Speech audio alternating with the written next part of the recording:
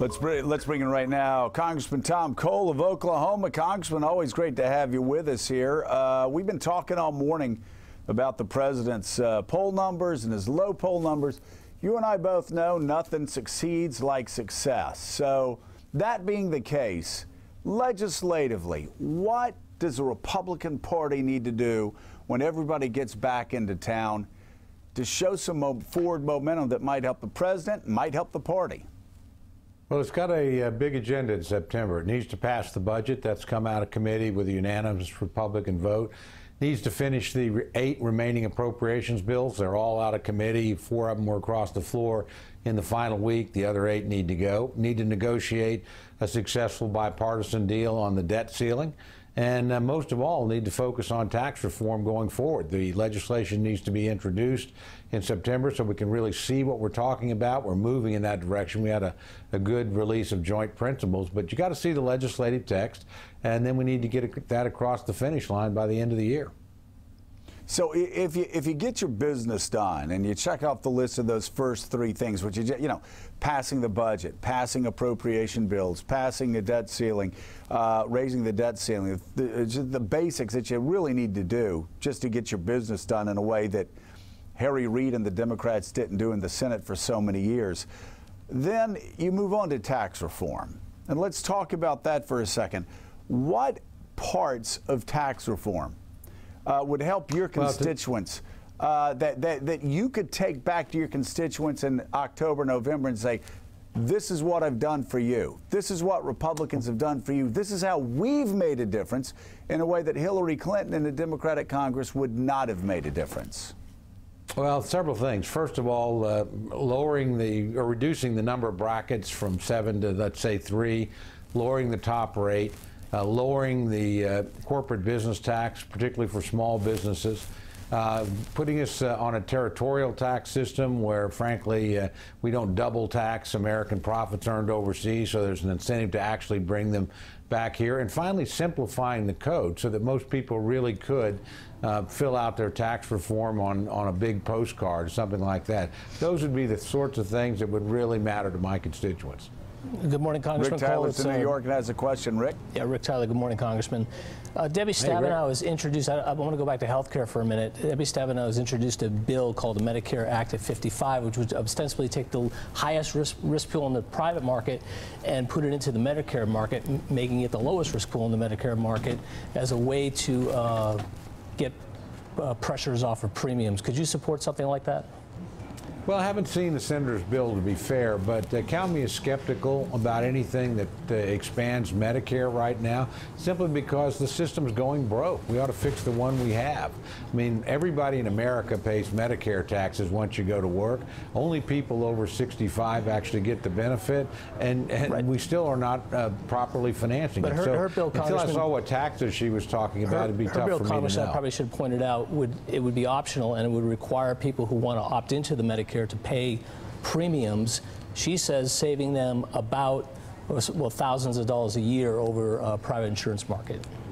Well, saving them money is important and a good goal to have, but you also, if you're putting more people on the Titanic, you just sink the ship faster. So I'd want to see what she's doing overall to improve the solvency of the system, because again, before we expand the system, we ought to make sure that the people that are actually getting their benefits now can be certain those benefits are going to continue to come. And right now, according to the actuaries, that's just not the case. I mean, we're running risk in all 3 of these big systems. Social Security, Medicare, and Medicaid are all slowly going bankrupt. So I'd like to see a lot more focus on making them stable before we talk about expanding them. Congressman Sam Stein here. One thing you will have to do as a member of the House is vote on whether to raise the debt ceiling come the end of September. A yes or no question, will the House of Representatives pass a clean debt ceiling hike? Probably not clean. most Republicans want to do something to lower the trajectory of the debt. I mean, a clean debt ceiling hike is like having a credit card and saying, I've reached my limit, I'm just going to change the limit higher without changing any of my spending habits. That's a tough sell to Republicans. Democrats seem to be fine with that, but I think most of my colleagues aren't. So you know, the administration has asked, with. the administration itself, the Trump administration has asked. Of course for a they do. clean What administration doesn't ask for that? So you will. I mean, you're fine everybody defying the Trump administration's request for a clean debt hike. Well, I certainly would listen to any argument the president made, but no, I much prefer to do something, and we've done that in the past, by the way, where we actually do something to lower the debt and deficit long term. Doesn't have to be dollar for dollar, but you have to show some progress here. This idea we can go on spending interminably and just simply raise the debt ceiling every time, sooner or later the credit markets are going to make that impossible to do. So let's reassure them and show that we're serious about lowering the deficits and eventually the long-term debt. Congressman Elise Jordan here.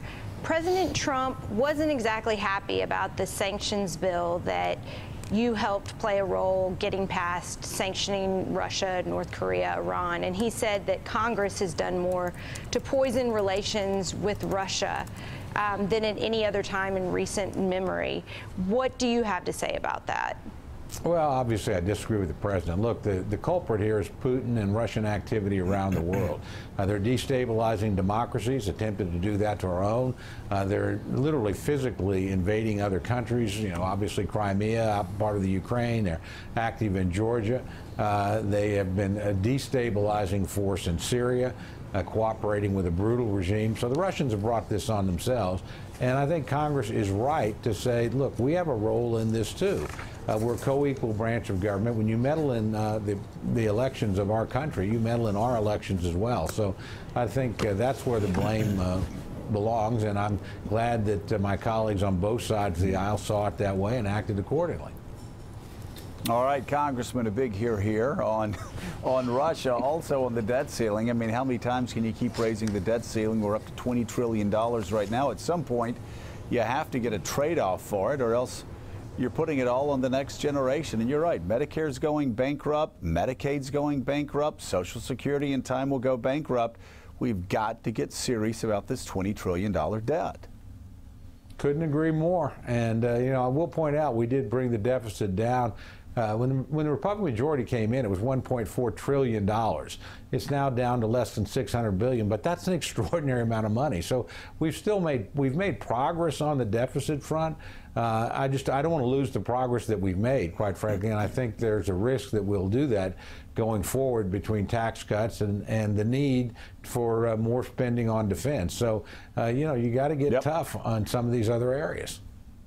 You're right, and all the trend lines moving forward over the next few decades are bad, and it's younger Americans who will pay the most. Congressman, thanks so much for being with us. Greatly appreciated. Thank you, Joe. Still ahead, President Trump claims his base is only getting stronger, but a lot of polls are suggesting that's not true, including exclusive numbers from Morning Joe in the first in the nation primary state. Plus, the Trump administration's vowed to crack down on intelligence leaks, but that's kind of hard when the commander-in-chief himself is the one passing on leaked classified information to 35 million Twitter followers. We're going to be talking about that just ahead on Morning Joe. We're back in a moment. Thanks for checking out MSNBC on YouTube, and make sure you subscribe to stay up to date on the day's biggest stories. And you can click on any of the videos around us to watch more from Morning Joe and MSNBC. Thanks so much for watching.